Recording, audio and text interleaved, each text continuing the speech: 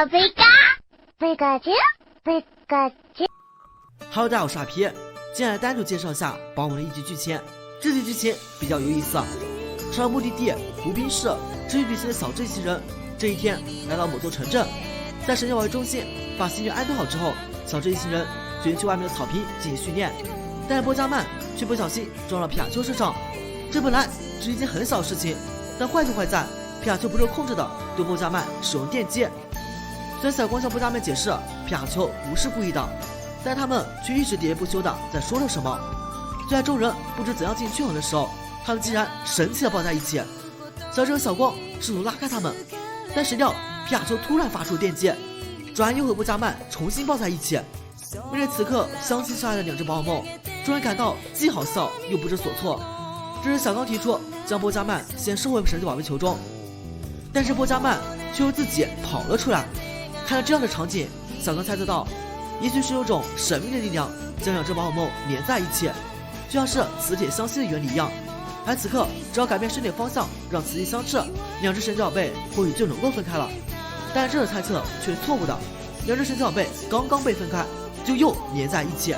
众人在无奈之下只好去寻求乔伊小姐帮助，但神奇宝贝中心，众人却惊讶地发现有许多神奇宝贝也被神秘的力量吸引到了一起，例如面力羊和章鱼桶、精灵龟和雷丘。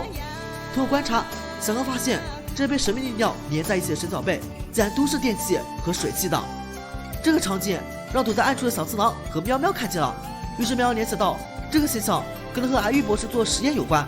原来出于生界火箭队被迫来到癌玉博士实验室进行打工，癌玉博士似乎是在进行着什么实验，但由于实验结果不顺利，整个实验室被他搞得乱七八糟的。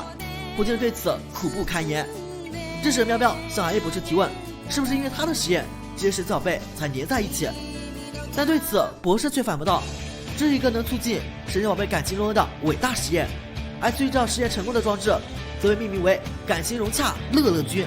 通过这个装置就能把神奇宝贝绝招鸣人转化成数位的讯号，然后将那讯号从装在屋顶上的电波散发出去。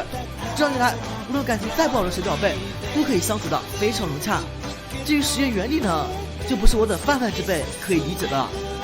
不过此刻的效果并没有癌玉博士想要那么明显，因为此刻实验室里的小磁怪和爪王一直都是针锋相对样子。为了促进这两小镇感情，博士试着提升一下装置的功率，然而这需要神奇宝贝中心宝可梦们连得更紧了。这种反自然的现象让小刚又有一个大胆的猜测，那就是这种现象也许是人为造成的。而此刻实验室里由于小磁怪和爪王的打闹，装置被意外关闭了。为了外界的影响力，神奇宝贝中心宝可梦很快恢复正常，但随着装置开启，宝可梦们又开始连在一起。面对这样的场景，小刚更加肯定了自己的猜测，这种现象一定是人为造成的。通过小刚的描述，乔伊小姐很快猜出这个人可能就是癌玉博士，于是众人立即赶往了博士的实验室。终于发现这个实验果然是癌玉博士正在研究的。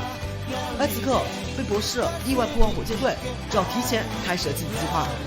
原来他们想通过这个装置改善与皮卡丘的关系，这样就能顺利的偷走皮卡丘了。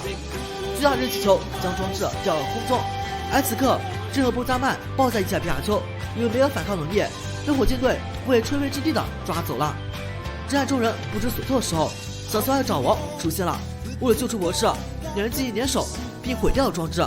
没有装置的影响，皮卡丘和波加曼也恢复了正常，并对火箭队进行了反击。就这样，火箭队偷测皮卡丘计划再次失败了。癌玉博士这才知道，爪王和小磁怪并不是因为关系不好才打起来的，他们是通过这样的方式进行锻炼。也就是因为博士错误理解，才搞出了这样一个大乌龙。而这个装置之所以没对爪王和小磁怪有效，则是因为爪王除了电系还有地面系，小磁怪则还有钢系。最后说一下，这并不是皮神第一次做出这种眼冒红星的反常表情了，第一次应该还是发生在无印里面。好，傻逼，咱们下期见。